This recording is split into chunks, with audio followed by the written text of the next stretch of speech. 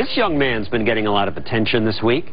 He dreamed of owning a home without spending one red cent. And believe it or not, he did it using one red paperclip. Don Daler takes you step by step on his amazing journey.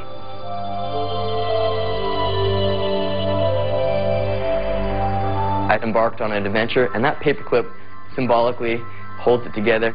And it's really easy to remember. One red paperclip. For Kyle MacDonald, it's a simple question.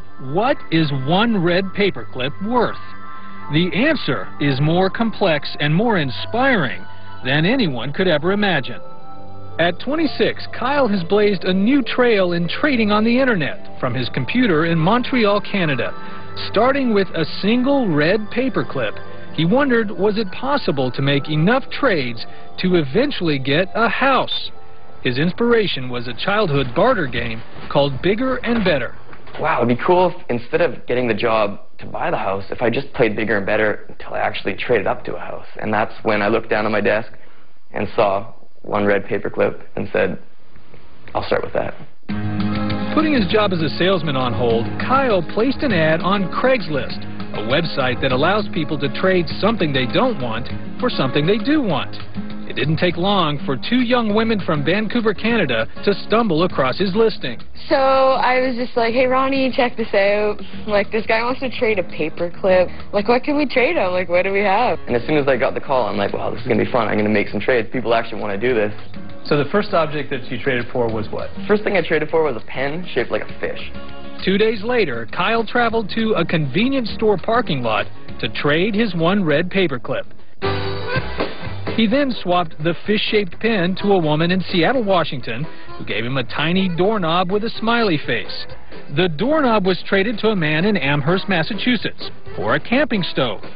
What had started as a game was now taking on a life of its own, so he created his own website, OneRedPaperClip.com. Did you ever get kind of wacky offers? I probably get about 5 really weird ones a day. People started offering virginity, body parts, a soul. I said, sorry, I don't deal in souls, or I don't deal in body parts. But legitimate offers also began coming in. He found a Marine sergeant in California who needed the camping stove and traded for a generator. I went from a generator, which I thought was great, to a keg of beer, which I knew was great. And 2 days later, a local radio DJ named Michel Barrette said, I need to get in on this. I'll offer you my snowmobile. So Kyle, who is now a celebrity, traded for the snowmobile. I can't wait to take it for a spin, but I really can't wait to trade it again. Then he was interviewed on Canadian national television, where he announced he would consider almost any trade, except one. I will go anywhere in the world except for Yak, British Columbia. So I thought, well, that's safe. No one's ever going to make an offer from there. Anyways, woke up in the morning, the phone rang. Hi, Kyle, my name's Jeff. We want to make you an offer. And I'm like, oh, great, cool. And he's like, our offer is we want to bring you to Yak. So he's here and he's got a snowmobile, but you... So Kyle traded the snowmobile for a weekend in Yak in the Canadian Rockies, population 200. There's the keys. Snowmobiles are yours? He traded that for a small panel truck and then a recording studio contract. Then he met a young singer-songwriter named Jody Gannett, who desperately wanted to record her music. It's smoking, no joking. And with this trade, Kyle began to realize something very special was going on, that he was not only bartering for a house, but that he was in the business of granting wishes. So what did you offer? I offered 1 year of free rent in a one-bedroom apartment in lovely downtown Phoenix. So I ended up calling Kyle. She said, I really want that recording contract. This is my opportunity to get my album done. You know, her personality came through over the phone. I said, done. Double bid. So Kyle made the trip to meet Jody, with a legion of media following his every move, as he exchanged the recording studio contract for the keys. And the keychain. People said, you got your house. You know, you've made it to this house. And I was like, well, it is a house, but I only have it for 1 year. I'm going to keep going till I own a house. And it was at this point that Kyle met a woman named Leslie Krieger, a friend of Jody's, who wanted the 1 year's free rent so she could save some money. Leslie was about to make an offer that would launch One Red Paperclip into a whole new level of exposure. And she says, what I would like to do is get you to hang out for an afternoon with my boss. I said, who is your boss? And she goes, Alice Cooper.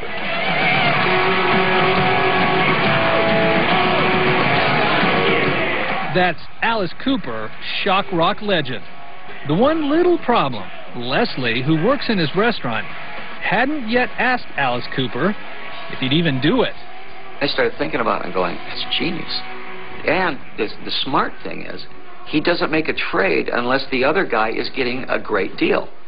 Without a moment's hesitation, Alice agreed. So Kyle headed back to Phoenix to meet Leslie, who was about to trade half a day with Alice Cooper for the one-bedroom apartment.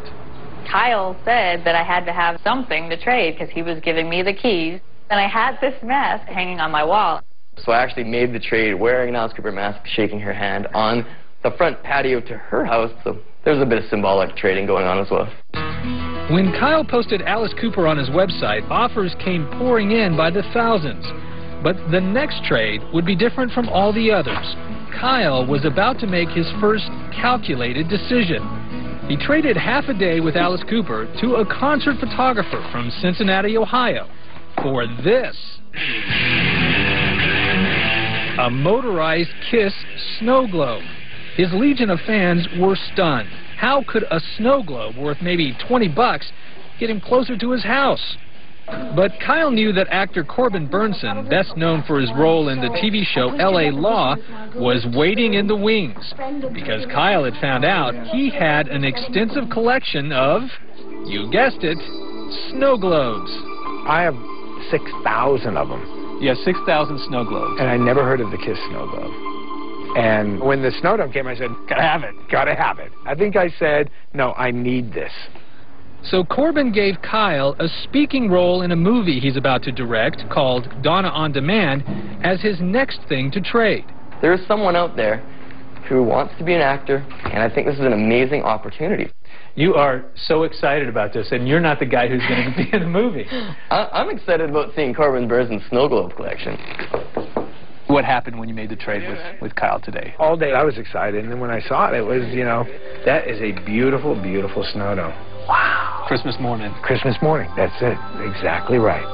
God, this is awesome. Look at this. Once again, there was real magic. Kyle touching the life of another person on his journey to turn a paperclip into a house. And just this week, a year to the day since he began his big adventure, the young man from Montreal made his 14th trade. This house, given to him by the town of Kipling, Saskatchewan, where they will soon hold open auditions for the speaking role in Corbin Burnsson's movie. Kyle's dream had finally come true. What is one red paperclip worth? The paperclip in itself is not worth anything. It's what Kyle's done with the paperclip. And the power of this story is Kyle.